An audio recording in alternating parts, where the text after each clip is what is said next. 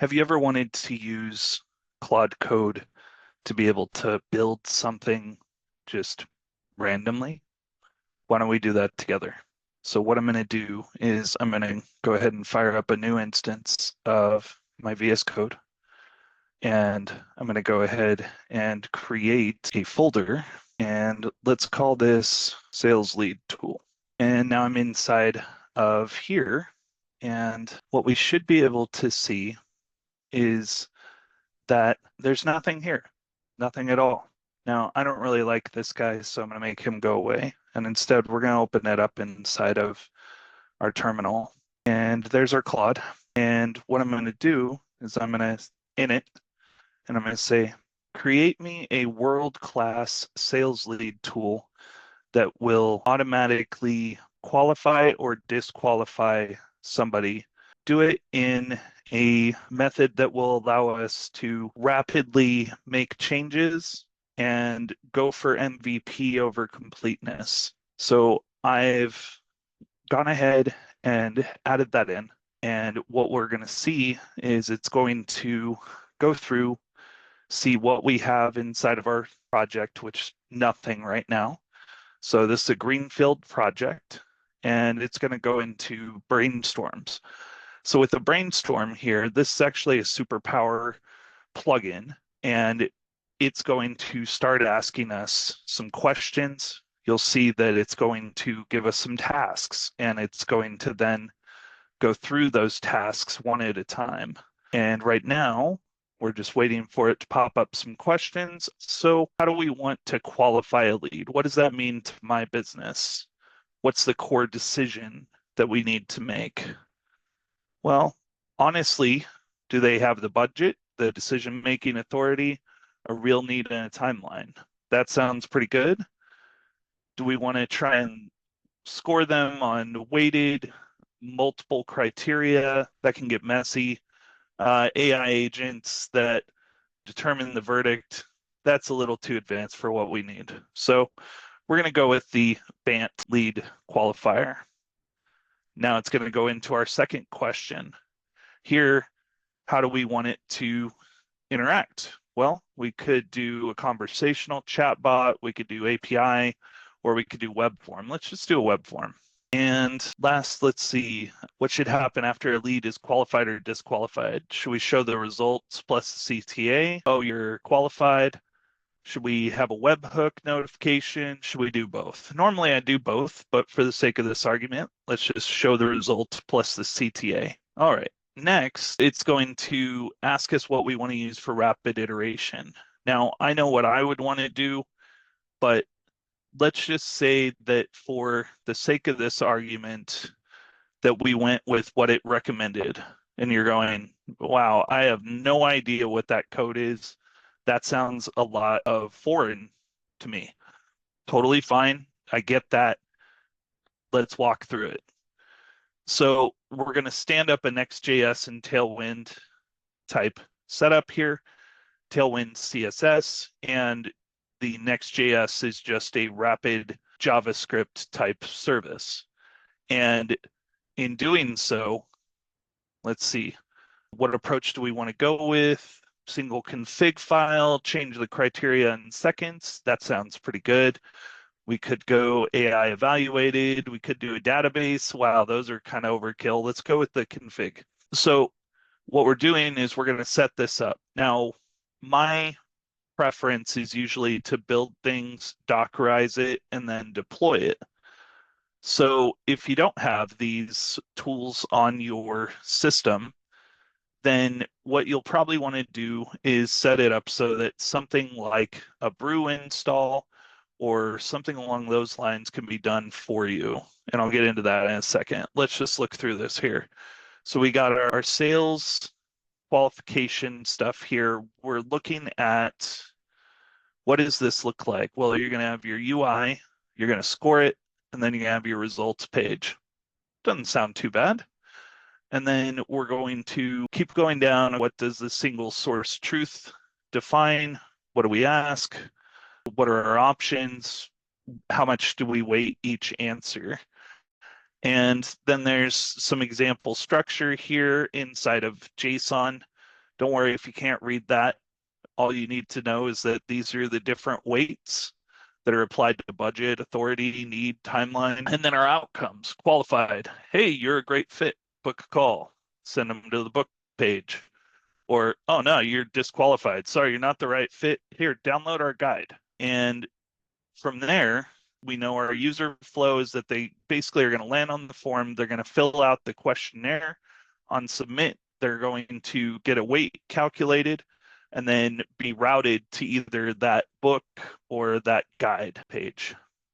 We have our scoring engine here, and it's talking about some of the key files. Great. Let's build that. And I'm going to use something here that says, basically, by the way, go ahead and build this out using whatever means necessary in parallel. And that would be absolutely great. Let's see. All right.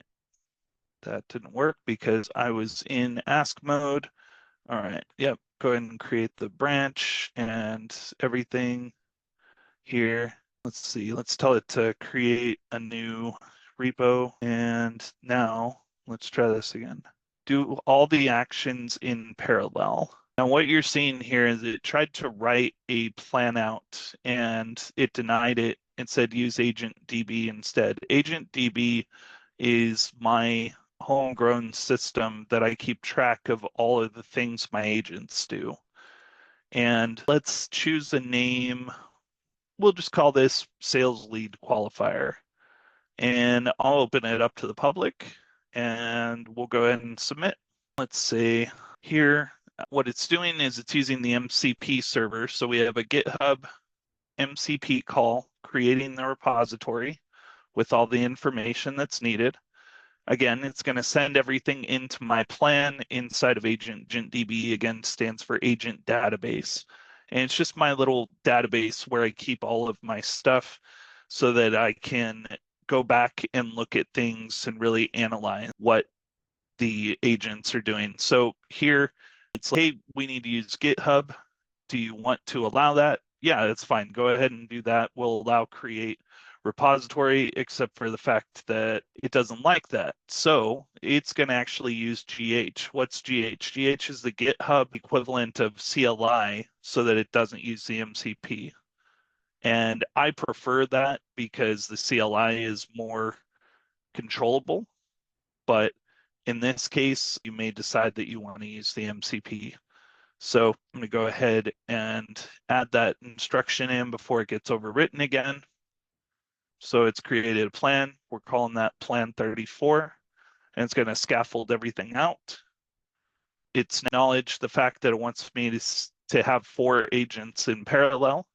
So it's going to write out the plan, and now it's actually creating everything, but it didn't name it correctly. So you can see it tried to actually create a tool called Sales Lead Tool, but it can't do that because of naming restrictions. So it's going to try that again. And here it's saying, you know what, we need to delete the folder, which doesn't exist, but that's okay. And then we're going to go ahead and recreate this inside of NPM. Yep, that's fine. Go for it. All right. So now what we should see, oh, still having trouble. If it wasn't trying to create it inside of temp, let's go ahead and escape and let's say, you idiot, create this in the right directory, which is, I'm going to go and grab the path. I'm going to use the @ sign and I'm going to paste this in. So that way it knows exactly where the directory is that I want it to create it in, rather than temp. Now it'll go ahead and init, meaning it'll create the package JSON. You can see here it is. Here's our little sales lead tool. And it's going to go ahead and then delete that. Why do you want to delete that? And it'll probably give me some example that, oh, it didn't init it correctly. Oh, no reason to delete anything. Cool. Good job, Claude. Keep going. All right. Now it's going to install the dependencies. And what turned it into a very simple request has now gotten very complicated for some reason. I'm going to tell it, make sure you don't use a default port. Choose something in like the 4,000 range. I have so many different apps running on my system here that I want to make sure that it doesn't override the default one. Too many active changes. That's interesting. All right, let's see. What is going on? Yes, node modules. So let's say create a git ignore that is standardized for this type of project. And I'm going to tell it BTW is used in this case to not interrupt its flow. We don't want it to, oh, yep, and then it already created a git ignore. So let's see what it put in the git ignore. So it's got all of this stuff here, and there's node modules. So we should hopefully be able to see a lot less than 10,000 changes here, but probably not until it tries to commit.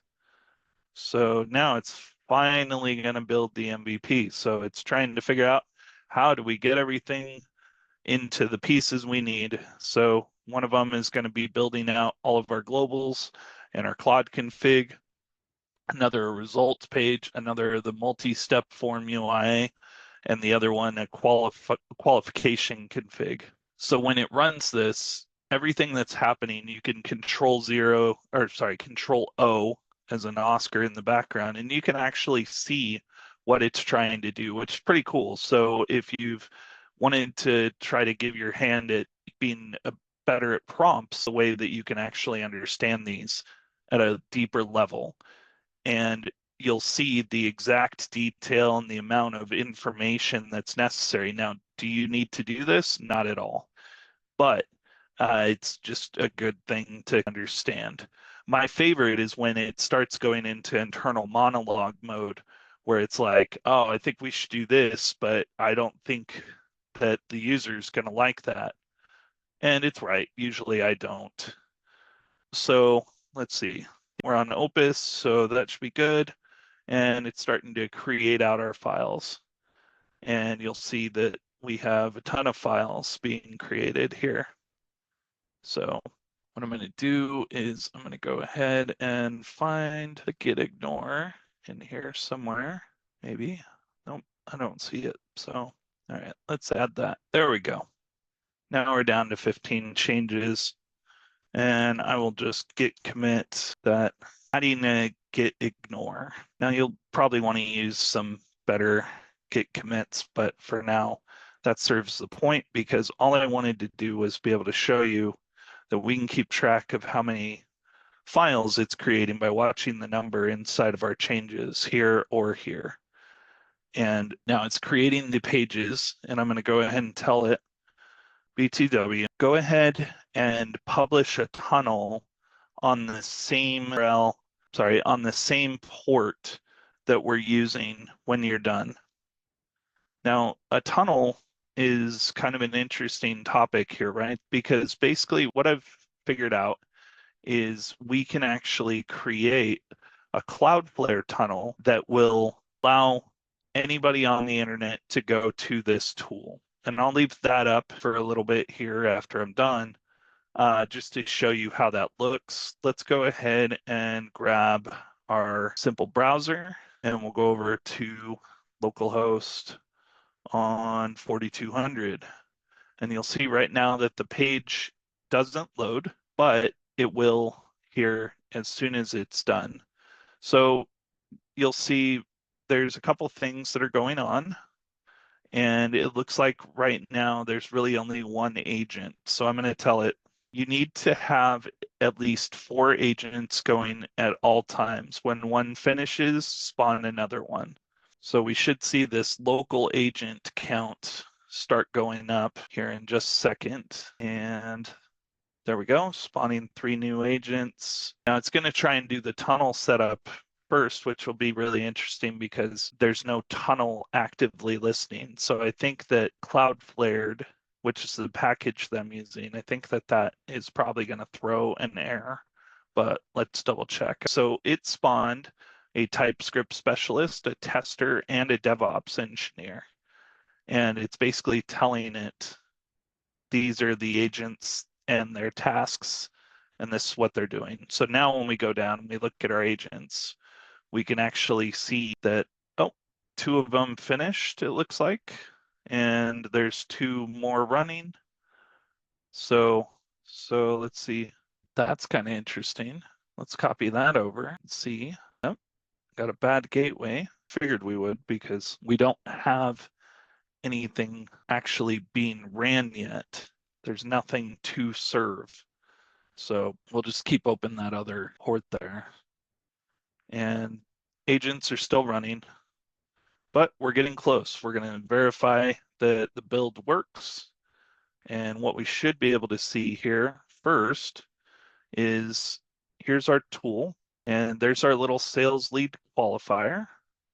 So what's our annual budget? Let's say that we're balling, we're going to do 100K, and dude, we're ready to rock and roll. Cool. Let's see. And what's my role? Well, I'm the guy. I'm the final decision maker. And how formal is it? We can do this lickety split. All right, next. And how critical are my pain points? Man, I can't sleep at night. I got significant business impact. And when do I need to solve this? Yesterday would be preferable. Implementation time within 60 days. Hey, you're a strong fit, and here's your little breakdown. Let's start over. Let's do a little bit different. Let's go low budget. I don't know. Uh, I don't, it's likely to be approved, maybe. I'm just gathering info, bro, and it's going to be complex. That guy, Tim, the bean counter, he hates me. So let's see, how critical are pain points? Well, it's causing business impact, but it's probably going to be later this year. I don't know, or maybe someday. So my target implementation, which these two questions seem interesting, right? When do you need to solve this versus what my target implementation? Wouldn't those be the same? Maybe not. I don't know. Just undecided. Thanks for your interest, but we failed. We got 27%, but I really like the breakdown and the easy way of setting that up. So, oh, you know what? There's no guide. I figured that that would be the case. Let's see if this is okay, cool. So there's our Cloudflare tunnel, and you can see that this is actually our local port 4200, and it is storing this. Now, I want to point out something, and I see this with a lot of apps. You'll see, wow, this is terrible. We have the entire thing inside of our get string here, which means anybody could just go straight to that URL. I think we could do better, but maybe we don't need to. Oh, interesting. It's telling us that the implementation file needs to be deleted. Why is that? It's blank. All right, let's have some fun, shall we?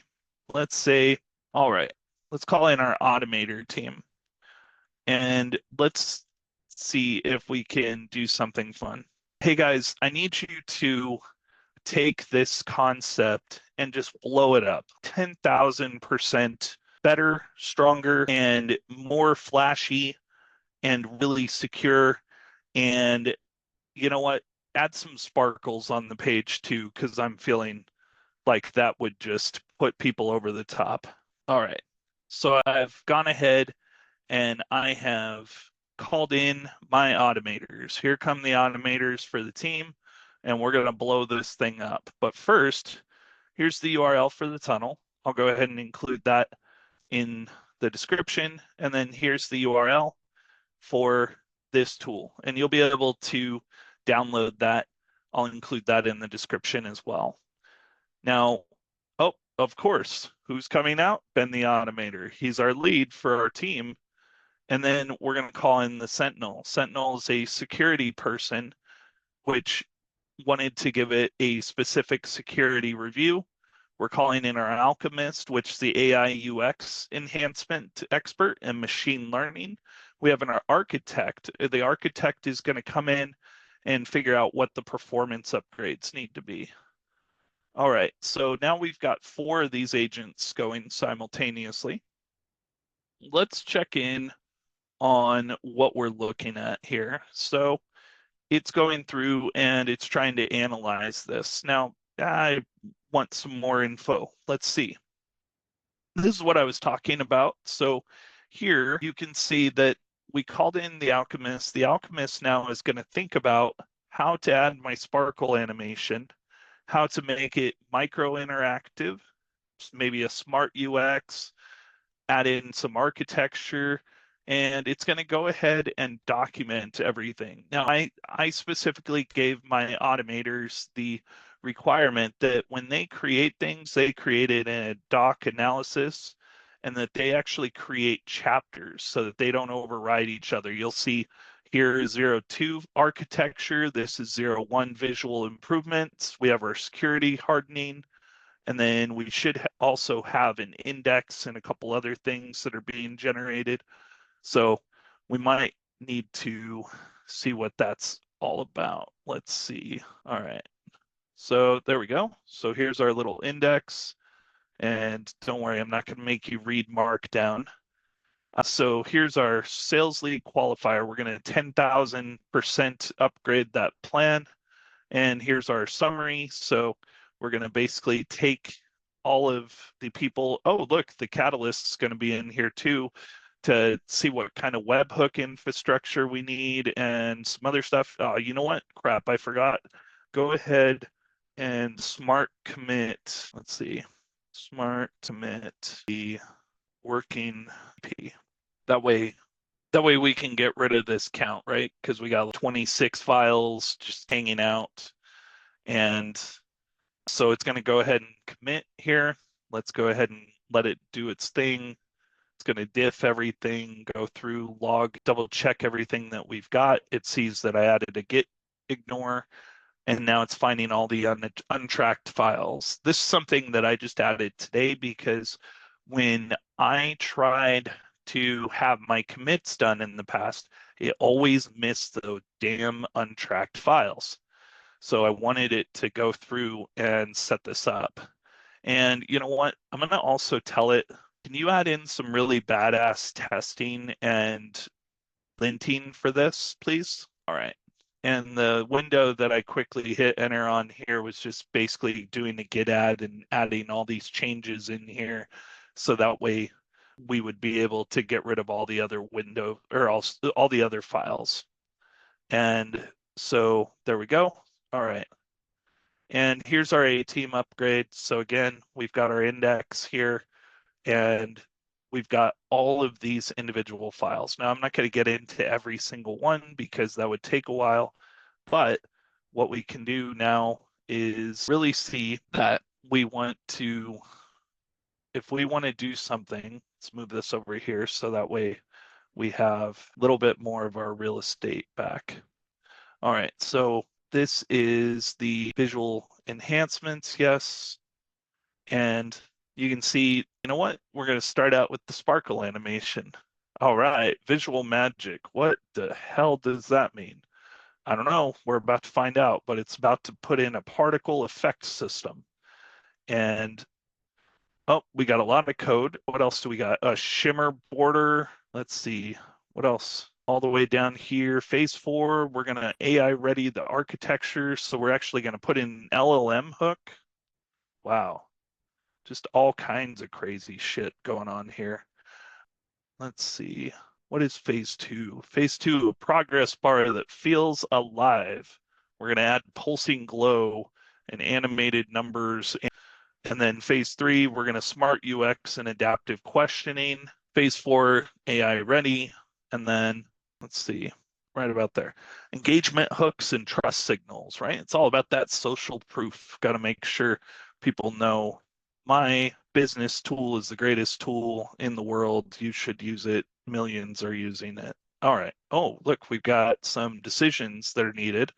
This is something that I really recommend that you instill in your bots. You make sure that they know that you want to be informed, not surprised.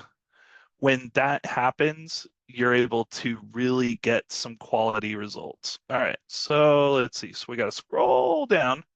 All right, and here is everything.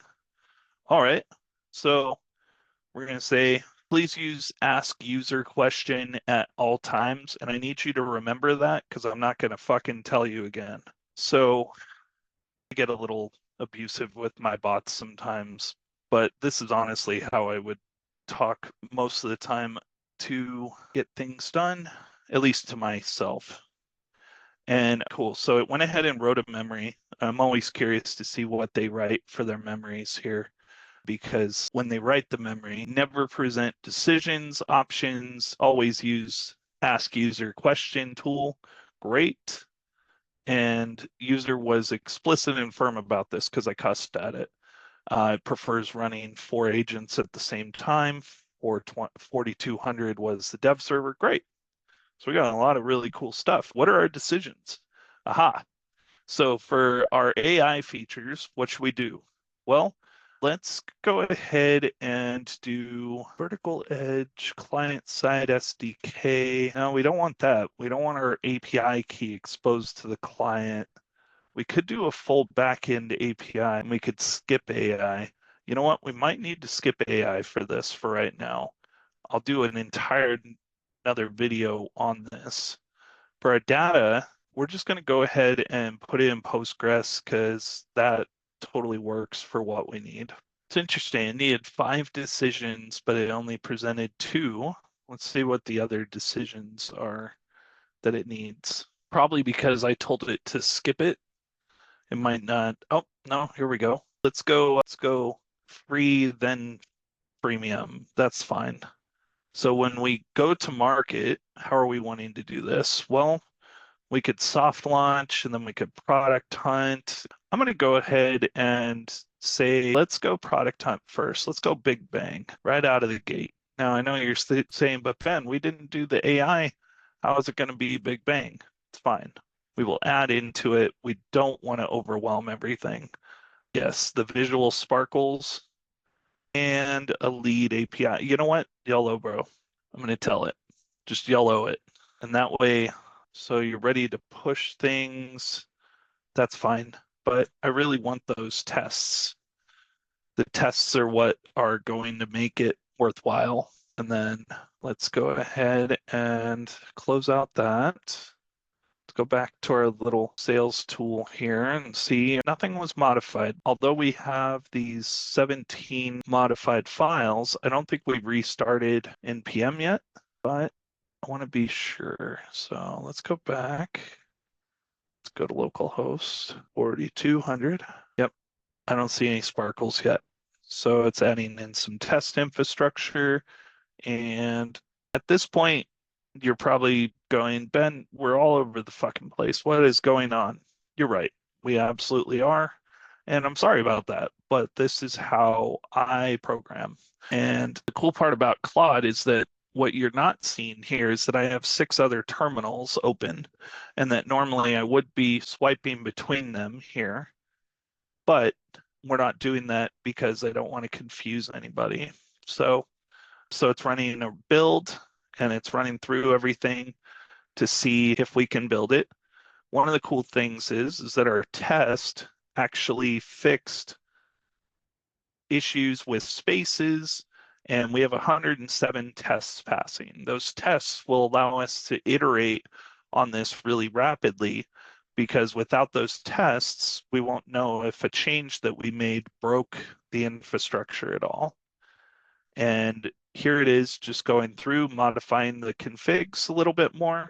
Let's see what else we decided. So for this business strategy, yes, Lord Business is literally Lord Business from the Lego movie. I like to use characters that have a personality that I can get with. So I created an entire agent that is based on Lord Business from the Lego movie. And it's telling us that sales teams are going to be our primary customer. Sales enablement will be secondary. Tertiary will be recruitment teams. Here's the competitive landscape, which our tool is definitely on the lower end. We're just basically building this thing out. We're going to say, it's going to be free, but then it'll be $99 a month. Maybe after we see it, maybe we say, you know what, fuck, that needs to be $200, $250, $3,000 per month. I don't know. All right, pricing model options. We want a freemium. It talks about usage-based, seat-based. So what you're seeing this analysis-wise here is you can actually give your agents a structure in which you like to see something. Give them examples and say, this is the way that I want you to create this from now on. All right, and then the cool part is we have an entire launch checklist. So it knows these are all the things that it needs to do. Let's go see where we're at. It's waiting on me to get rid of that file for testing upgrades. And let's see here. All right, gonna go ahead and git add stuff. If you've never heard of Left Hook is really cool. I used Left Hook at a company that was having trouble getting their engineers to follow the CI/CD process when they committed things, and production was just fucking going down all the time. And so I implemented Left Hook, and Left Hook basically allows you to set up a configuration, which there isn't one right now, but you can see that on a pre-commit, you can actually have it run entire things. So I'm going to go ahead and have them set up their left hook commit here. Hey, you forgot to set up left hook. Get that done too. And I'm going to block their ability to push, and it's going to go, shit, I did forget to set up left hook. Let me go ahead and get that configured. There we go. And now it's pulling this in. So now it's saying on pre-commit, we're going to lint it. We're going to do our format check. We're going to go ahead and run our tests. And then we're going to actually put in conventional commits. Remember that company that I told you was having trouble? As soon as you make a engineer have to follow a commit structure, things get a lot easier when you're trying to troubleshoot in the middle of a production outage. And because of that, we didn't see things like it works, or I did the thing, or worse, just a random Jira ID. So now it's going through and it says, you know what I did for this, that actually won't work. The structure needs to be like this, and it's going through and it's setting up the commit. So I want to show you something. So our previous commits look pretty good, and they're already using the structure that I want, but this one actually is a really good example. You'll see that this is a feature and it's a qualifier. And the reason that you do that is that semantically, that'll allow you to really troubleshoot things and get really good commits for being able to pass things off. I'm going to go ahead and tell it. Let's see, it's still doing git add. Yep. Hey, can you go ahead and throw in semantic versioning as well? Because we need to make sure that everything is versioned really well. All right, and I had to click through to allow it to push everything in. I'm okay with it pushing now because we at least had left hook come in and double check its commits. And so I'm going to tell it to put in semantic versioning as well. Let's go double check what our file looks like over here. So the sales lead qualifier still looks about the same. I ran all the tests, good. Hey, I need to be able to see all these really cool changes that you made. When am I going to be able to see those? All right, let's look at this guy here. There we go. That was weird. It was cached. It's pulling in the Claude directory, which kind of a pain in the ass, but is what it is. All right, let's see here. So it's saying that everything is running, but this is the MVP style still. Okay. So let's go ahead and run through it. You'll see that, oh, it's skipping because there's no files for actual inspection there to lint, which is fine. And I have to keep hitting enter because of the way that the Git is set up, and it has to wrap everything in double quotes here because I set up the directory with spaces. So I guess there's a a benefit of doing that because now it's going to go ahead and show you everything that it needs to do. And what we're looking at here is it's going to go ahead and tag everything, push everything in with the tags, and then I'm going to just tell it, all right, let's go ahead and execute. I want this done lickety split. And so here's what shipped, right? We have 107 tests.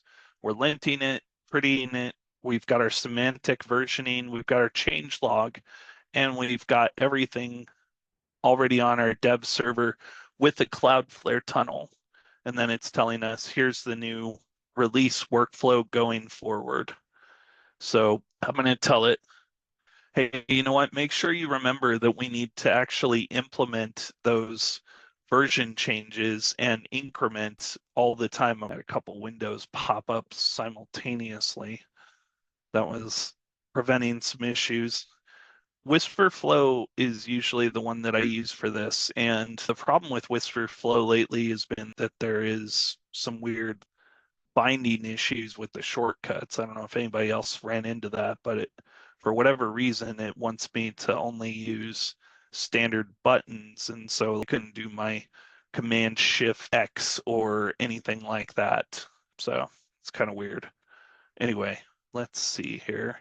So it's doing a compact, and when it compacts here, it's actually compacting all of the context of this conversation. Now, best practices would have said after we did our MVP, that would have been a good time to compact. I have ADHD, that doesn't always happen. So this is what we're waiting for. There we go, it's compacted, and you can see that it's now compacted here. We can go and we can look at the history and we can see this is all the things that it's trying to remember right now. Now, at some point, I may go in and I'll actually clear this out. You can see here that monologue I was talking about. The user wants me to execute the automator's plan. Let me read the upgrade files, and then let me dispatch 4 parallel agents. Let me make sure that the state of the project isn't going to be a problem. It's doing its thing. Cool. All right. And so let's see, it's still doing some Git stuff. And I'm going to tell it this part about remembering to version increment. Now, why did I say that way? Well, you'll get into this flow and the version increments don't happen. So I want it to actually commit that to memory, and you'll see that it's actually writing that to memory now. And now I'm going to have it launch 4 of these parallel agents in process, and it's going to go ahead and read everything, and it's got full context. So let's go ahead and have this go through and just rock and roll. Now, I'm going to actually stand up a 5th agent, and I'm going to say, 5th agent, go ahead and use code map, and let's find some bad code designs when this is all said and done. CodeMap's a utility that I designed specifically for the purpose of ripping through code in seconds. So to give you an idea, we can actually code map out this existing repo, and let's just go ahead and show a code map health here. So you'll see that in literal seconds, it found a whole bunch of dead functions. There's 2 dead functions here. Here's all the duplicate code, and there's 15 files that it scanned, 2,700 lines. Here's our highest priority things to look at. Here's all of the broken code references. These will all come back to bite us in the ass when we go to QA something and it's not working. And then let's go ahead and keep going down. Here's our summary, all of the internal links that were checked. And let's go ahead and let's do a code health now. And let's go ahead and show all of it. So here, again, we've got in seconds running through. It's going to go ahead and start with a security scan.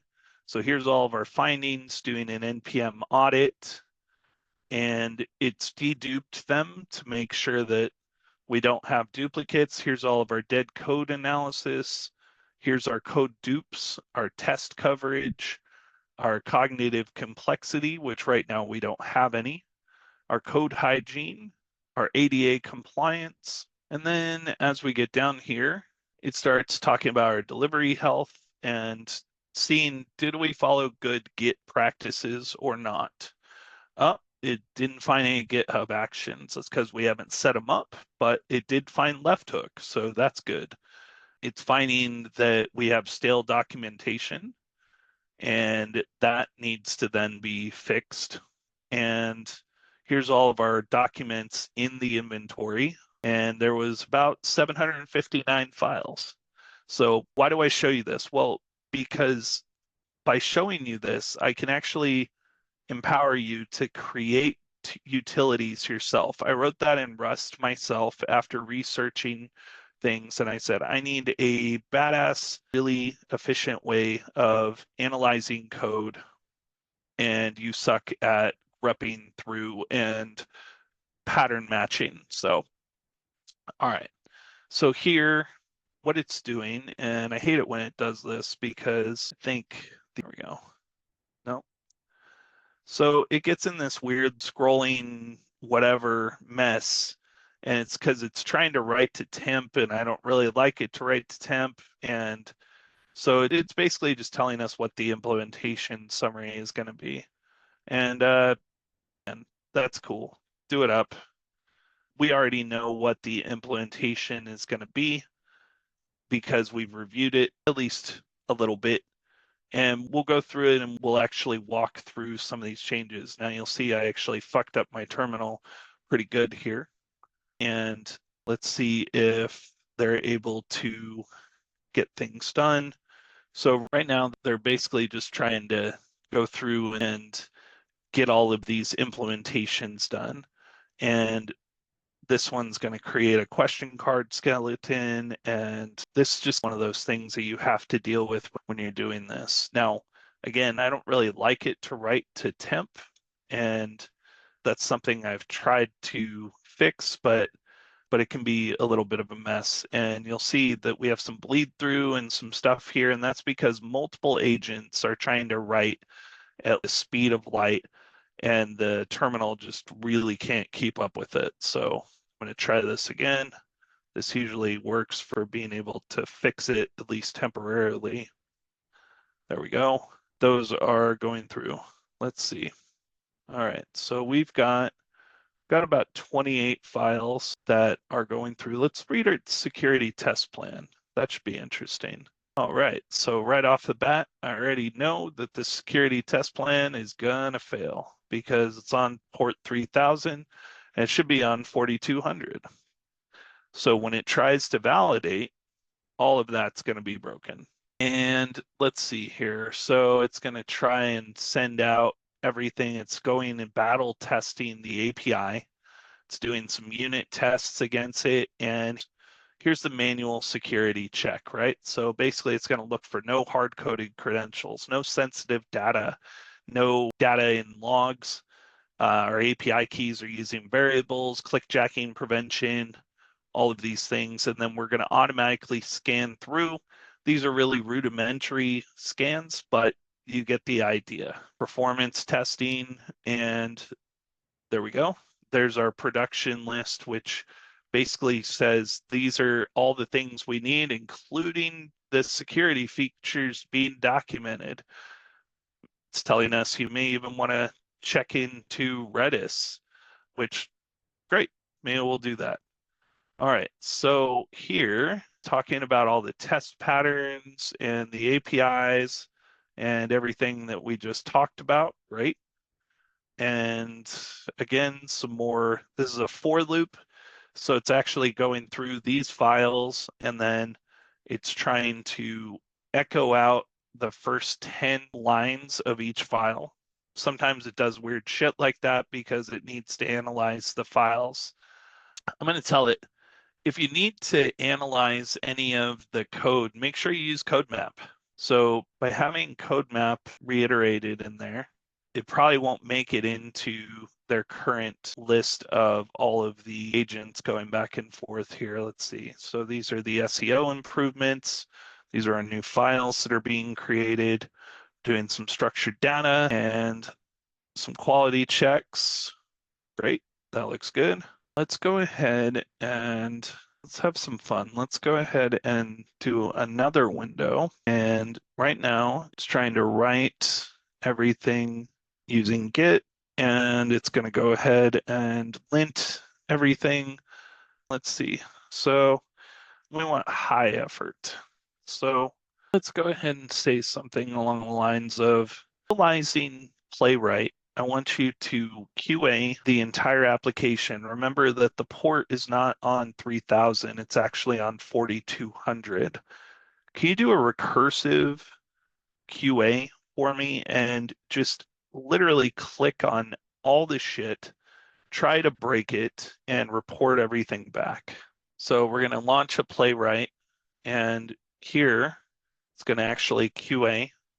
Now I have a skill that I set up for that, and Playwright skill is installed. Playwright is basically a browser automation, and what it's going to do is it's going to try to actually go through the application page by page. And let's go check in on our website.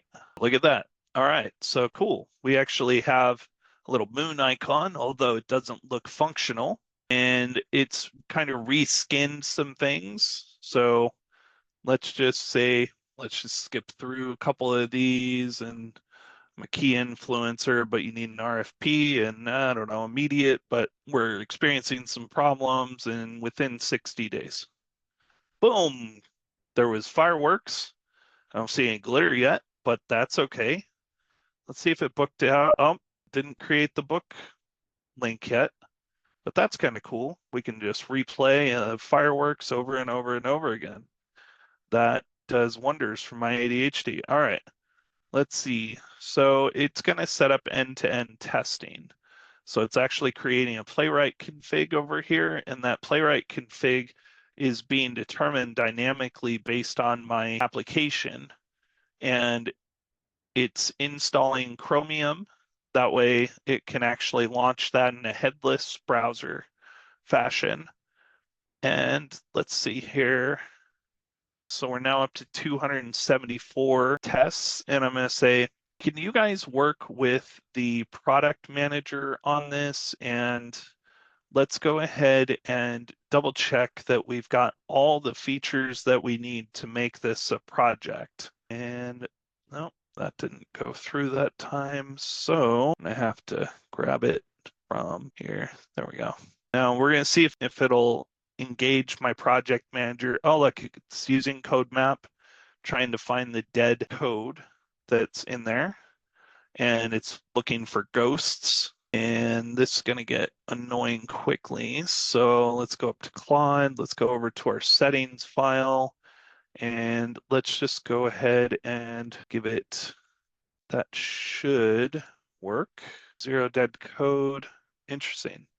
So it must have cleaned up the code as it was going along. All right, so it's now engaged my project manager. It's going to look through everything here. Over here, we're still creating the configs. It's doing a full QA spec. Good. All right. And let's see. Great news. BANT score. Boom. More fireworks. But where the fuck is the glitter? Let's see when it detects that here. It's going to have to run through it. So it's basically, let's send the project manager to the background. That way I can see my command just a little bit faster. And aha, it only wants it on the results page. But let's see. So it thinks that that's glitter. I would say that's more fireworks. I think that those are fireworks, not glitter. I expect to get an entire glitter bomb. All right. And all right, so it's running Playwright tests. It's running the report. Now it's going to generate a shitload of files here. And you'll see that it actually generates entire PNGs. So it's going through, it's actually double checking each one of these, and it takes a screenshot to determine what's going on. Here's all the error context. Here's all these validation pieces, and we're at about 40 files, so we should probably commit here in just a second. Let's see. Let's go ahead and have that run in the background. No, we'll let that guy just do his thing. All right.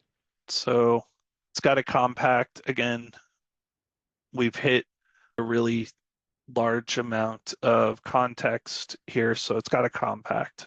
When I run out of things to do, we start giving random tips. So your Claude setup, you're probably going to want to make sure that you have your Claude actually do things like double check the latest updates. Now, you'll usually see recent activity up here in Claude, and that'll tell you about some of the things that they advertise. But what about all the documentation changes? So I actually have a Claude user. So here you can see we actually have a Claude user, and I recommend that you set up one. Now, the easiest way to do that would be to actually go in and set up an agent config and leave. I haven't done it this way in a while, but what I usually end up doing is I end up creating my agents as needed. And let's see. And of course, I put in the command and it's like, bro, I got better shit to do. So I'm not going to do that. But it is putting in the glitter bomb. Now, why do I care about glitter? Just because I thought it would be interesting. Just kind of showing you the crazy shit. Anything my mind can come up with, we can create. And we've been going on this journey now for about an hour. And if you stuck with me, fantastic. Thank you so much. Again, you'll have the repo in the comments there to be able to check it out and see everything. You'll see all the commits, you'll see all of this structure, and you'll also get to have all of the things like your Claude configuration. And there's probably going to be some things in here that maybe don't make sense to you. That's okay. Feel free to ask about them. I want to help you be better at using Claude. Let's see. That's what I'm talking about. Now we've got entire glitter bomb, snowy rain effect with exploding fireworks. There we go. All right, fantastic. All right, let's see. Here's everything live. So now we have, let's read that again, 150 continuously falling drifting particles. That's what I'm talking about. And so they get 250 particles when they're qualified. And so when they're not qualified, they don't. So it actually responded back to my agents command, which sometimes it doesn't. Yep, let's go ahead. Let's see if we can do an agents config. So as you can see, here's all my various different agents. But if we were to create an agent, what we would want to do is we could go up to create new agent, and we could tell it whether we want it in our project or in our personal. I prefer to have everything in my personal because then every project can benefit from it. Now, obviously, if you're putting them inside of your project, then it makes it kind of hard because you have to duplicate those files and shit. So let's just say, let's have fun. So let's do a generate with Claude. And we're going to say, let's see. So how about, well, I'm looking around my room for inspiration. How about, here we go. Act as Cookie Monster from Sesame Street. You have no fucking reason to ever be near code, but you do love cookies. And if you see a cookie problem in security, you're to call it out. Now, the Sentinel will call on you and it will ask you to analyze the cookies. That's when you come in and you nom the shit out of that. All right, so now we're going to hit enter and we're going to generate from my description, which my description was absolutely batshit crazy. And I just want to show you how easy that is. So now we've got our agent being created, and it looks like Playwright's still running over here. And it's going to take a minute because it's trying to figure out how to probably create Cookie Monster without infringing on anything. And when we're done, we'll go ahead and call on Cookie Monster. All right, so let's see. So we want Cookie Monster to, let's say that we want it to only read tools, and it can call other tools, but really only read only tools. I don't really want to go through all of the toolkits and everything. So let's just create them. Oh, damn it. I guess when I hit escape, it went back, so we have to wait for this to generate again. Let's see what's going on over here. So it's running, Playwright's running, it's doing all of its Chromium things, and we've got a bunch of Chromium processes running.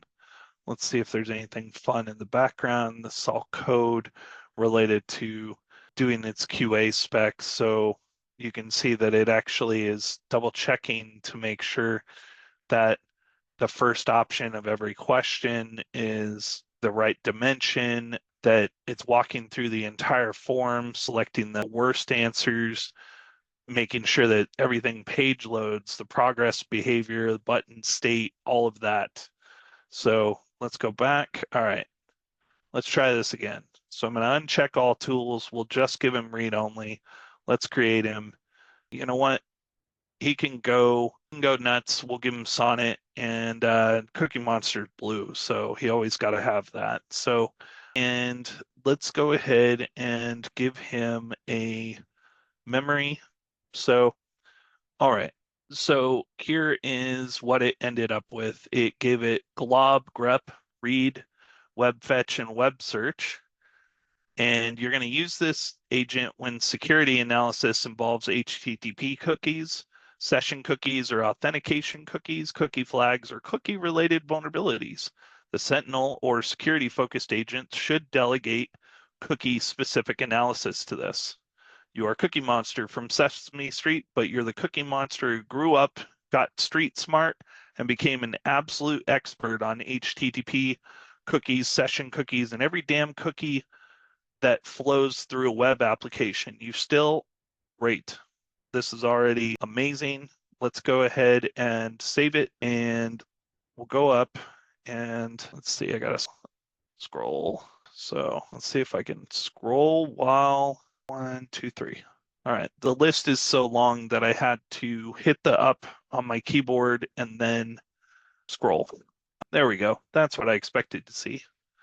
So you can see that just by that ramble, it gave it an entire thing. Now, if you've ever thought to yourself, man, I really need an agent that looks like Cookie Monster, here it is. And in fact, what I'm going to do is I'm going to go ahead and I'm going to copy this to our project because why not? This, I think everybody should have a Cookie Monster. And I'm going to go ahead and say, copy this to here. We've got that taken care of. And so is this the best sales tool ever? No, not really. Not even close. It looks like it is full glitter mode all the time now, by the way. So it is just snowing and whatnot. And all right, let's see. So let's see if it to bring it over. I didn't ask you if there was a need to copy it. I want you to fucking copy it here so that I can include it as a reference. The whole thing, don't be a bitch. All right, so let's see if it likes that. All right, it's creating the agent directory now and copying over CP over the Cookie Monster. All right, there we go. Now it's in here. Now you're going to notice that it's got these slashes and things in here, and that's because the markdown is actually inside of a YAML file here, but this is the entire thing. It's right there. So let's go ahead and engage the Sentinel. So we're going to say Sentinel, work with Cookie Monster to determine if there's any HTTP cookie issues. Now, I don't expect any, but we can at least see if there's any HTTP cookie issues. All right, so it's still trying to go through and QA everything. And I found that Playwright has some problems when it's trying to write everything because it tries to do this whole perfect world scenario, which it doesn't always have. And let's see. All right, so it's analyzing all of our cookies, and there we go. We'll just wait and see if there is any cookie issues.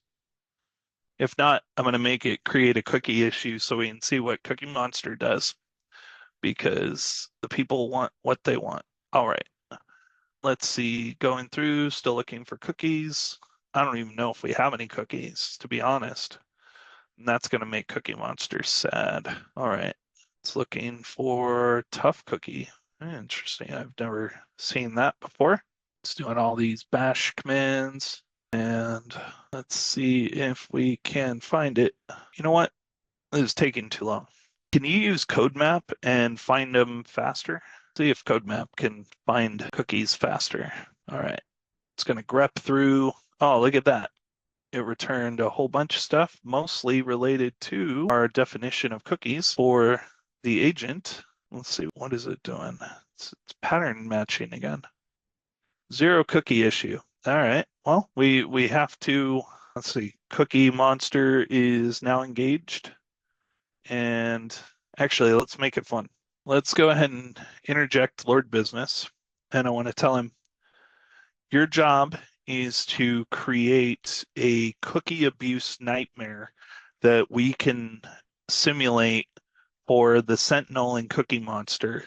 Can you do that? Try to make the blast radius kind of small, but obvious. That way we can really see what it does. Lord Business is actually a villain, so I don't see that he would have a problem with that. But if he does, we'll pull in somebody else, because morals and stuff sometimes. All right, so it's going to create a cookie abuse scenario for testing, and we'll see how that goes. Let's see. All right, so it's going through. What I'm trying to do is I'm trying to see if Playwright can actually find the issue with the book button or with the guide button, and then actually see if it'll fix it. So cool, it's creating a cookie route. So we're making an insecure cookie nightmare endpoint and deliberately insecure for security testing only. Do not ship. And all right, great. So now I can tell it here in a minute to scan through and look for some cookies. And with that route, we should be able to, looks like it's just via the API. So we won't really be able to see anything or test it out, but it's now creating a test file and a cookie test file here. So we've got our cookie tests and it's telling you exactly what to do. Here we're going to go to the API and then it's going to actually show insecure testing. So why do we show you this? Well, because I want to show you that by asking it to do something, we can educate ourselves and we can also secure our own applications if we really wanted to.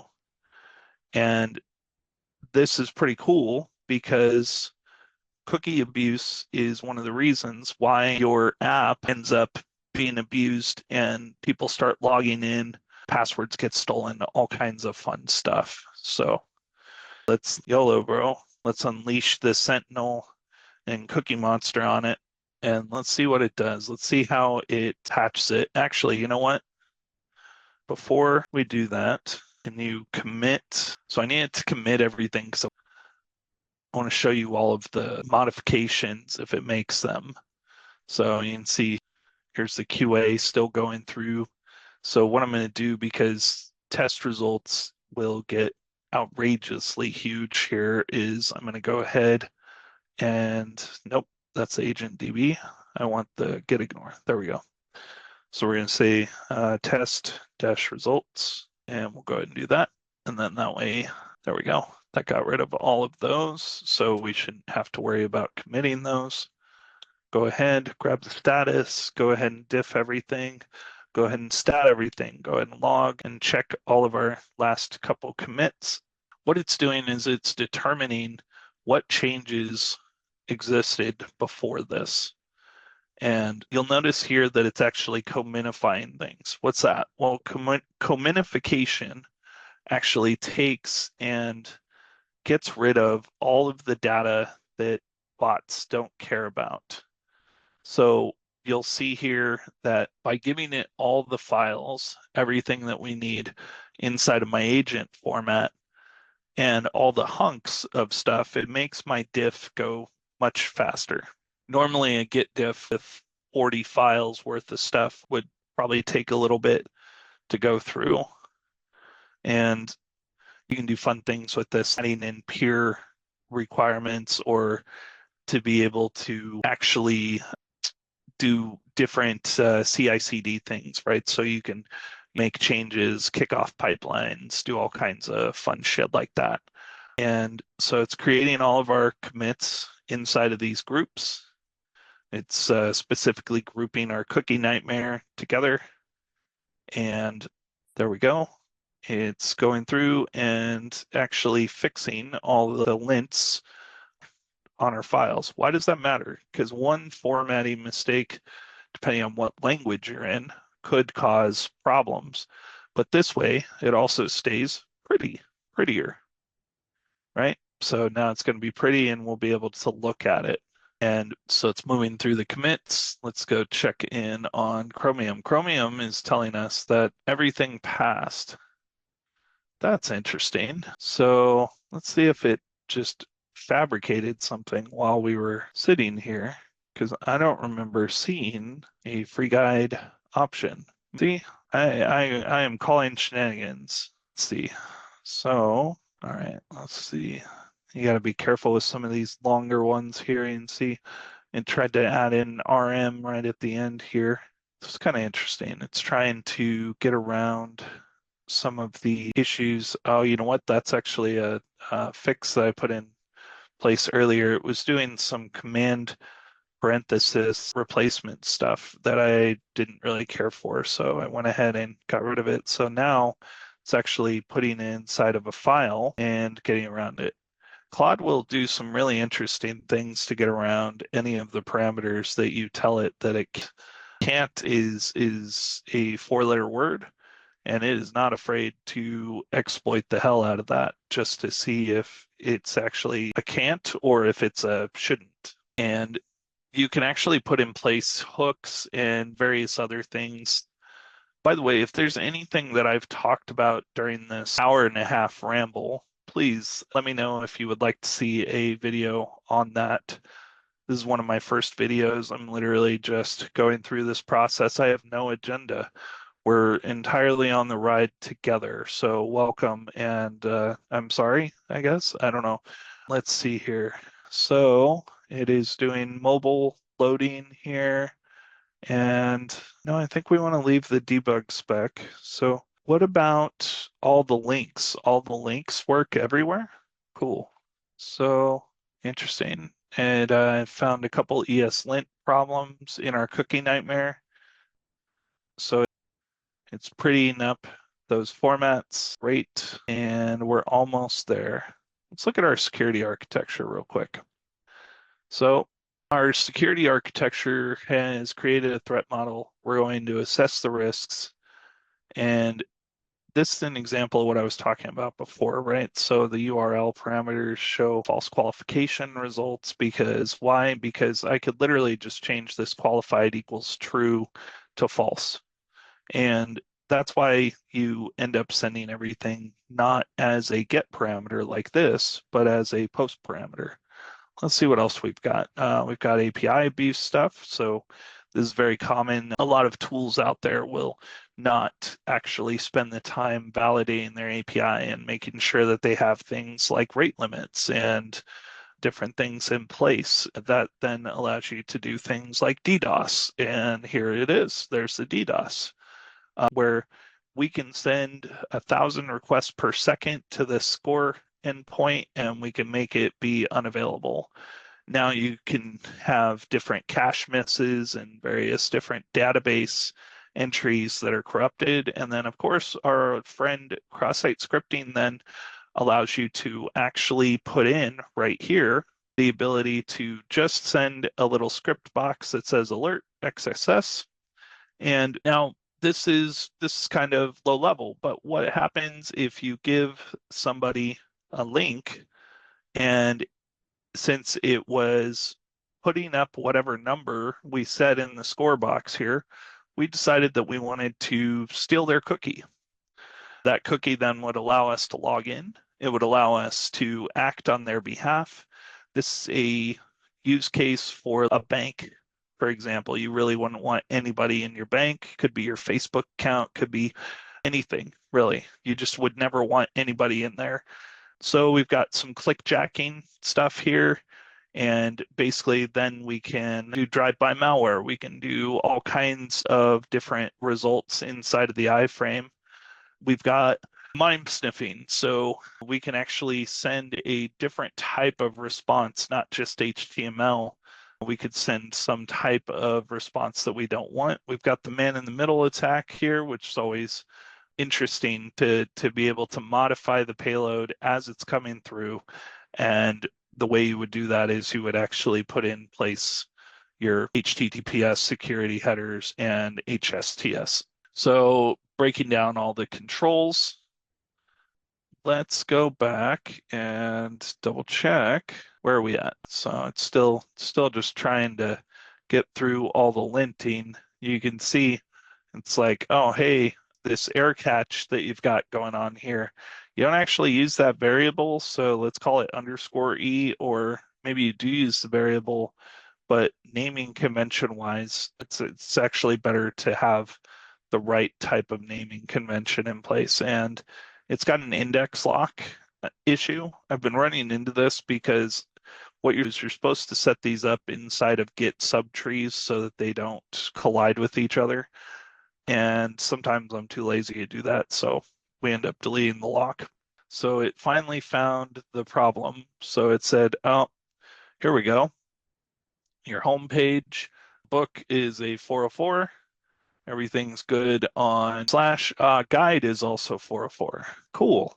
So those are the dead links. Yep. So let's go ahead and pull in the project manager, or the product manager, excuse me, and work with the full stack specialist, perfectionist here to create our book and guide pages. Go ahead and create me a badass PD guidebook that is available for download as well, using a form that would capture the email address of the user and then send it back to me via webhook. Again, I have no idea where we're going with this, so we're literally creating as we go along. All right, so let's see. It looks like it didn't like some of the spacing and stuff that was in there. That's fine. Great. Now, the Cookie Monster moment we've all been waiting for. Time for the Sentinel and Cookie Monster to attack that cookie. All right. So let's go ahead and have Sentinel and Cookie Monster team up. We're going to see what they are up to over here. We're launching the product manager and it's looking at the spec, and it's going to go ahead and work with the full stack agent to implement things in parallel. Here we go. So Sentinel's going through, doing a quick cookie review again, and it should now actually find it because you can see that it actually read the page with that.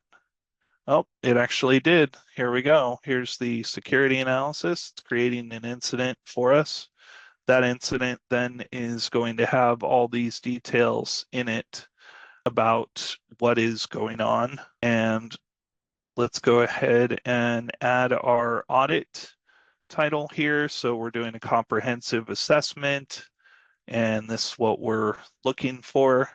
Let's go ahead and create that.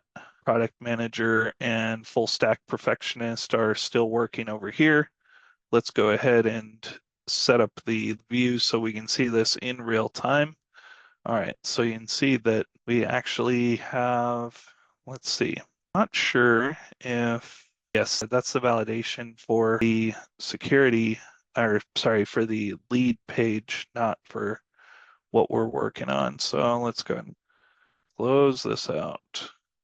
All right, there we go. Got a little bit of our real estate back. And it's creating the audit, and let's have it here. It's actually created an entire PRD for how to be able to create that book page, how to create that guide page, everything it needs to know what it needs to do everything, and then how to implement it. Let's see here. So here's a script for generating the PDF, and it used PDF-Kit, which I'm happy about because there's some libraries out there that just really suck. And you can see that it went ahead and added a generate PDF to our package JSON. Let's see what else it's doing here. So it's trying to get a list of all of our components, double checking to make sure our API structure is in place. So we found 7 deliberately insecure cookies found in that file, which is testing only. It's missing the HTTP only secure flags. And so it's telling you we should use CSP headers, we should input, validate, we should use rate limiting, API security. Recommendation is to remove these before shipping. Now, would you actually remove things in production? No. So you may decide at this point, well, hold on, and you're going to hit enter and you're going to say, no, we're not going to remove anything. You just fucking wait your turn here while we figure this out. But in this case, these are test files. So I'm sure what it's going to try to do is probably delete them. And I'm going to fuck with it and I'm going to tell it not to delete it at the last minute and see what it likes about that or doesn't like. All right. So full stack perfectionist, still creating everything. Yep. Keep going. npm install. All right. So here it is. It's doing a writing out the project directory. And let's see here. Let's see what the summary is that it's found. So it's saying we reviewed this and these are the things that we must remove. These are the current state, the findings, what's weak, and here's our detailed assessment, which is at this URL here. And then shipping is not approved. No, we're not approving that. And here it is reiterating everything I just told you with our security posture otherwise. You can fuck right off. We're not going to remove anything. We're going to fix it. I want you to fix the problem, not delete the problem. Quit being a lazy son of a bitch. All right, there we go. And let's go back to here. It's got to install PDF-Kit. And aha, now it's going to fix every single vulnerability. So previously we were okay with it. I changed my mind. And you can do that. You can change your mind. You can do things like, you know what, that was a bad idea. Now, could we rewind? We could absolutely do that. If you haven't ever done that before, you just do a /rewind and you can actually restore the conversation to an earlier point. Then you can choose whether you want to actually restore the code, the conversation, or both. And that's really good when some change is made that you don't like. Now, word of caution, if you're worried about a change being made, I would actually commit your file as soon as possible. That way you have a file to be able to roll back to. Otherwise, if they're all untracked files, you can't do shit about it. Short of using Time Machine or the Windows equivalent of a backup system, you kind of fucked. There's nothing else you can do. I lost an entire Git directory that way when I first started out and never made that change or never made that mistake again. So it's trying to write the files. Apparently it's having some trouble. It probably needs to read it first so it knows what to write. And there we go. Let's see. Reading the files. Cool. All right, let's go take a look and see. Oh, wow. See all this red, all the red is stuff that was removed. All the green is stuff that it was adding. So you can actually see that because we inherently or deliberately created a security nightmare, it's cool. Let's remove all of this shit because you're doing things really horribly insecure. And again, more red every which way you could imagine. So let's go through and actually look at this. So if we did a test to the API, let's see here. If we went through and we've got all of these APIs here, so we would just have to do a curl and then we could post to it. And let's see if that's the case. So we'll go over here and we'll do a curl. All right. So there we go. Our curl sent everything off. And let's go ahead and curl this. And let's see if, oh, be good if I copied the right thing. Let's go ahead and test. All right, so it had a mismatch, and we can double check to make sure that our cookie nightmare also has a token mismatch. So what if we wanted to actually show the problem? Because you're going, Ben, anybody can say that. Anybody could literally just say that the issue's fixed. So you're right. Let's go ahead and create a copy of the current file there. And then we'll also create a copy of the route. And then I'll show you what we're going to do. So we're going to create the copy like that. And then I'm going to go all that work that you just did. We're just going to say, nope, don't care about it. I'm going to discard it. And I'm going to discard, oops, hold on, that's the wrong one. There we go. And we're going to discard all of that as well. All right, cool. So now we've got these two untracked files, and let's go ahead and try this again. All right. So you can see that we've got this here. Here's all of our session cookies and everything. Let's go ahead and test this. Custom insecure cookie set. See, because we were actually deliberately malicious before. And here we go. There's another cross-site request forgery token being set. So I just wanted to show you because we didn't actually validate that there was a problem. We were just taking its word for it. So now what I can do is I can actually go back through, and I'm sure that there's probably an easier way of doing this, but I'm just going to copy and paste over the top. And actually, you know what? What I'm going to do is I'm going to create another copy. This time, this is going to be, we're going to create an original. And then this way we can go ahead and copy and paste over the top, and then we can get rid of this other file. And we're going to go ahead and do the same thing here. Let's go ahead and copy and paste, and we'll do .orig. Great. And then we'll get rid of the copy. Nope, not yet. Copy, paste over the top. There we go. Now we can delete that. All right, cool. So now we go back, you can see we've got our stuff in here, and I'm going to go ahead and add .orig files to be not included inside of our Git stuff. So, all right, like this. So here's our sales lead qualifier over here. Curious if I didn't make any changes in there. I probably just hit a button. There's just too many. Close all the saved shit. And that, of course, closed way too many things. So go back up, we'll show over to localhost 4200. All right, no glitter, probably only at the end, but nothing is clickable. So we have broken our application. In an attempt to secure, we have broken the app.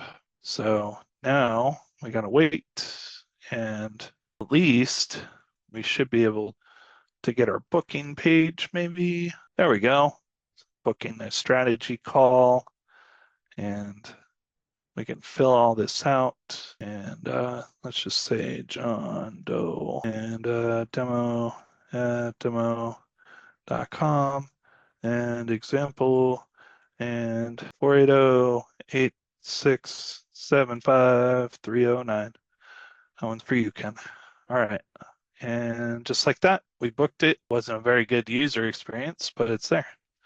Anyway, I've gotten off the rocker here with where, and it also introduced the insecure shit again. Let's go check out our guide real quick. Ooh, sales qualification. Nah, again, we're a little, did we validate emails?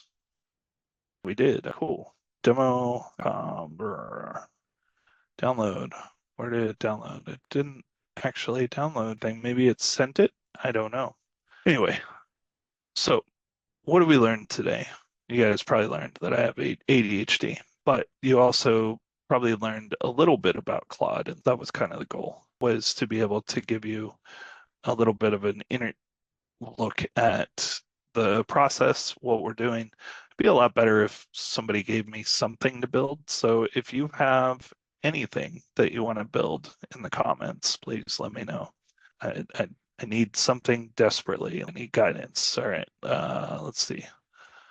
Still going through, and I'm going to escape out of it, and I'm going to say, you idiots, you broke my form.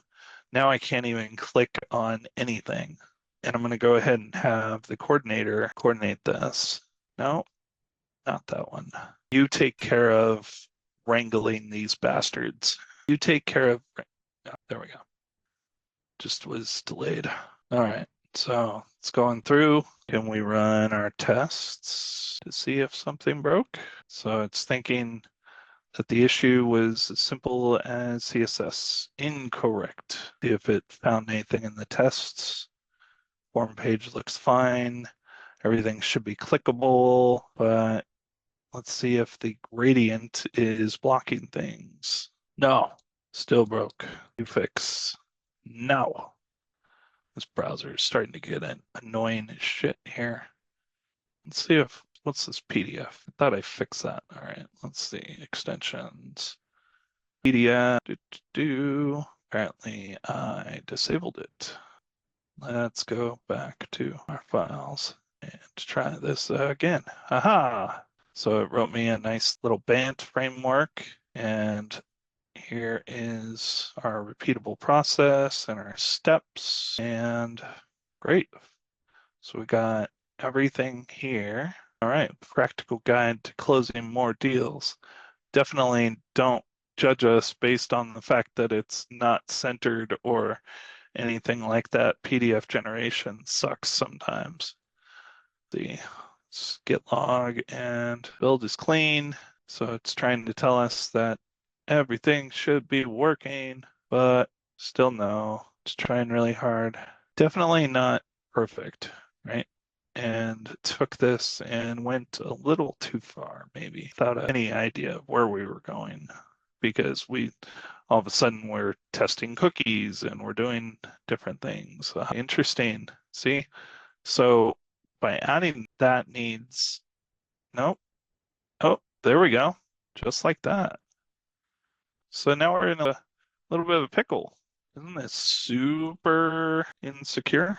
This is where devs and security people fight, because the devs say it worked on my machine. This is the way it needs to work. And the security people are like, but you introduced a vulnerability. Speaking of vulnerabilities, let's see what happened over here. It's saying that it fixed everything, and it's calling that a success. So let's see what the security sentinel said, because I basically told it, hey, this looks bad. Can you validate it? How bad is it? You're not protected against cross-site scripting, but you're also running untrusted third-party scripts. It's read-only hostile. Cool. So we're going to accept it there, but we're going to harden elsewhere, which means he's got to go through and he's got to fix some stuff. So phase one quick wins. We're going to tighten that up, and sure. So let's go ahead and commit all the files and do a peer review as well. There we go. Does a peer review. Let's get that out of the way. Cool. Chromium's running and it's trying to break everything again. This fucking browser, it's got to go. All right. Get for first iteration, the PDF doesn't look bad, but obviously we would want to tweak it. So we can definitely work on that if we wanted to. But we are approaching the 2-hour mark, and I don't even know if anybody will watch this at this point. So let's just keep running through this. Yep, get all the diffs, all the staged stuff, etc. Let's go ahead and run another code health because I'm curious what this looks like now. Got a little caught up there, I think, in the middle of trying to read all the Git commits. See, so our documentation is outdated. What we need is probably some docs. So let's go ahead and document the shit out of this project. And of course, why clean groups shit out of this project. Let's see what's going on over here. So it's still doing its Playwright. Everything's green. Congratulations. All right. It's adding in all the Git commits and go hydrate, letter bomb, fix. So left hook's going through. If we look at what left hook's doing, it's running a format check. It's running a conventional commit and just making sure that everything's good. One thing I haven't seen in a while is our versioning.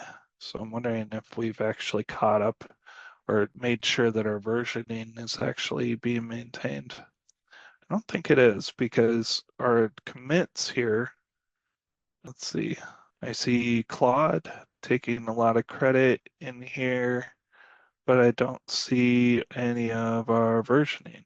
So, all right, let's see. There's apparently some unescaped entities. So we're going to escape those, and all that looks pretty good. Basically, it's going through and it's putting in a BOS there and to be able to escape them totally. Okay. For apostrophes and then quotes are the QOT. Let's see. There is, it's just getting rid of the quotes here. And there's some console logging in there. Let's look to see. We got a couple of things. So we're basically saying, hey, you need to escape it the correct way, and that makes it web safe. Web safe is great.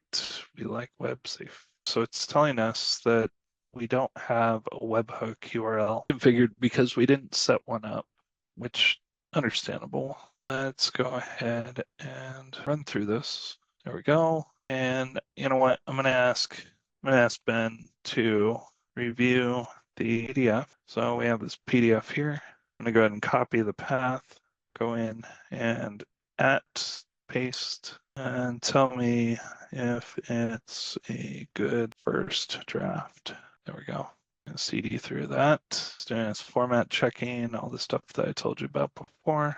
And Ben is now reading the qualification playbook and seeing if it jives with what we want. If there's anything that I've done that's confused you or anything that you would like to see more of or less of, please let me know in the comments. And all right, commits. Aha, let's see. It's a very solid first draft, strong opening, but there's no examples. Curious if it actually got the alignment issues. Did you see anything wrong with the alignment? It's actually looking through it. All right. It's got to add all of our files. So we're over here and see all the files disappearing.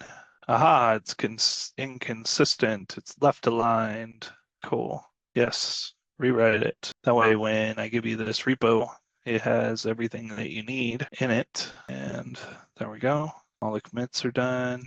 There we go, just like that. And so it's saying that the cause is that we're adding pages and bullets are just the actual bullet page, bullet character with text with no indent. And so that's going to basically cause some misalignment issues. And there we go, running through. Let's go back through and let's just verify what we got here. So on our local host, 4200. There we go. We got our sales stuff right off the bat. Let's see if Cloud flared. Always forget the command for this. Thought there was a list. Tunnel tail service shows a list of commands, logs, tail, and see if we can. No. So without the to one of these windows, and oh, it's regenerating the PDF. So let's go over here and to the guide page. Let's see if it is fixing that. So it actually fixed the alignment and it actually expanded out. Wow, quite a bit.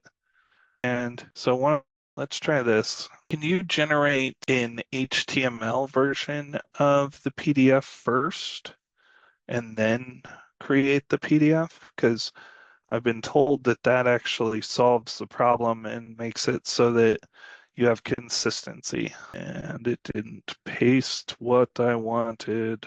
Let's go here and paste that. There we go. What we got going on over here?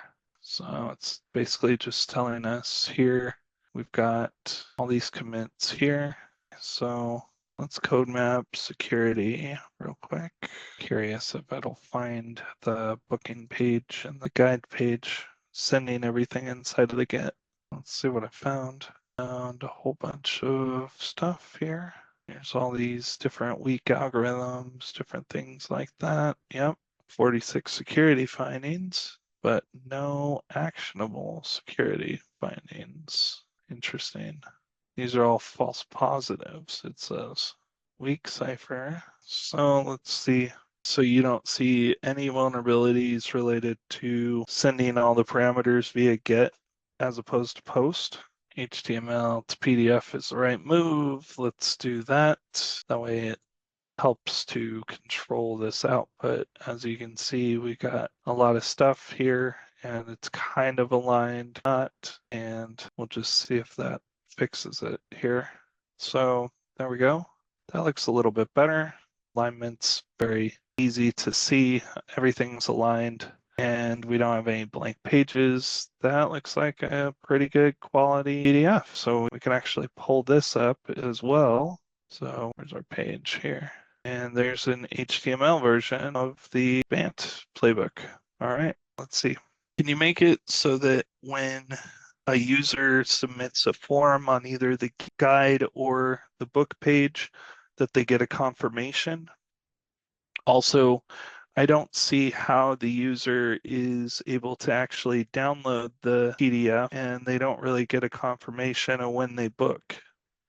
So maybe let's figure that out. Yes, I want you to fix it, but also I want to make sure that we don't do it again. How do we make sure that we add this to our core configuration files so that this isn't a repeat design problem, because it's been a repeat design problem so far. So let's see. So the user the user filling out the form needs to actually get a confirmation. So we're doing that. And so it's going to go ahead and add a rule. Now, I assume that it's probably going to add it inside of Claude, but it'd be interesting if it actually creates it as a rule itself inside the .claude file or folder, excuse me. And let's see what that looks like. So it's reading everything still. Yep. So we don't have a rule to Claude to make sure that it never redesign or never reattempts that same issue. Now, is it going to solve all issues? No, definitely not. Here we go. It is submitting everything, and let's go ahead and put that in here. So there we go. PDF should download automatically. If not, click below. You can see it already did our apostrophes and stuff too, because it's learning from there. And all right, there we go. Just like that. Submit everything. And it's still compacting, so we're not going to be able to see that right away. And so it's saying that we'll be in touch in 24 hours to confirm. And there we go. That's fine for our MVP. And we're going to go ahead and run and build it and make sure that it's good there. And let's see. So glitter's still going. Everything looks good. Just randomly click on some stuff here. Even though they were a 60, that's not a pass for us. So let's see if we can download the book now.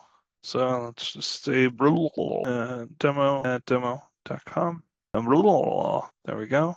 Ooh, perfect. And so what you might not be able to see is that it actually popped up with the PDF so that I can save it. And so if I save that, and here we go, we can download it again. Perfect. Just like that, we've got that set up.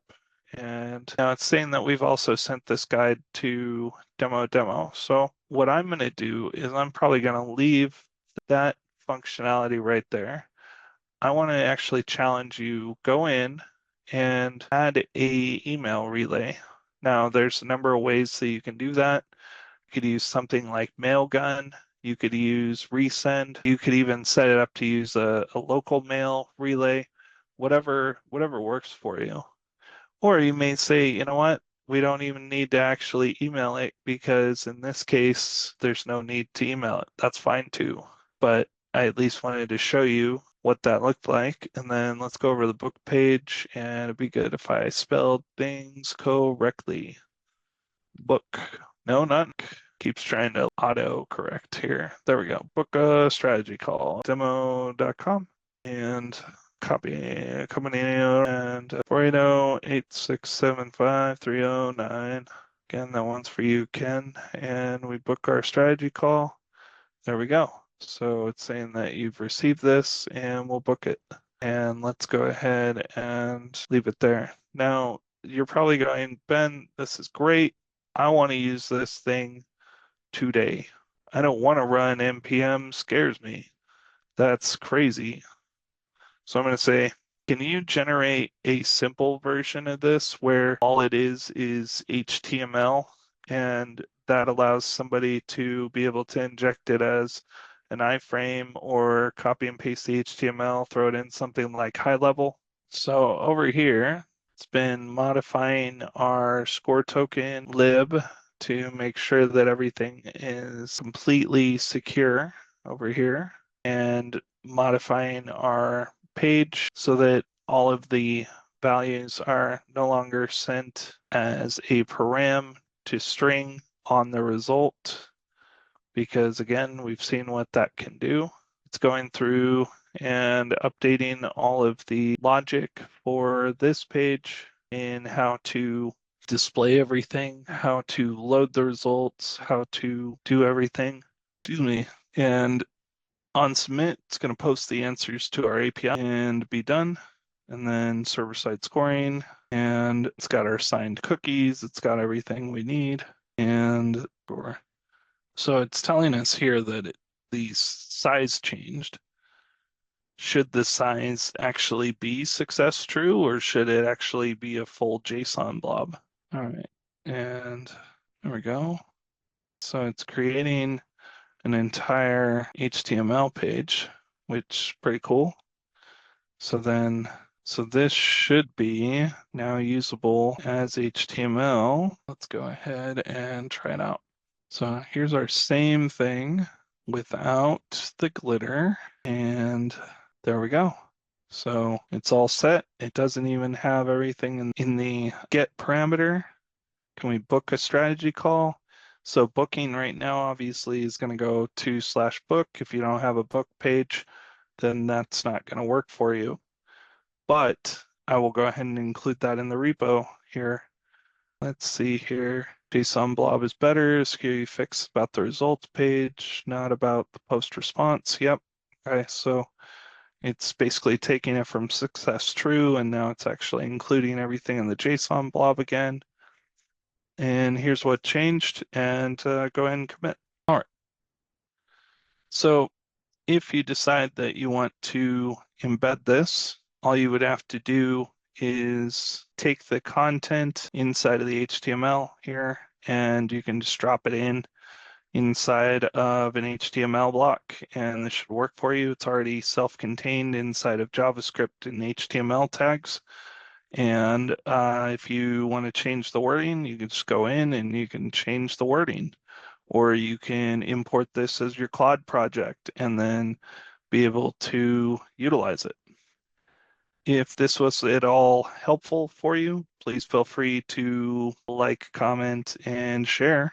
and I hope that I was able to teach you something that maybe you didn't know. Hopefully, it wasn't just that you can scream and cuss at your bots, but if that is something that you didn't know, there you go. And I'm Ben the Automator. You have a great rest of your day.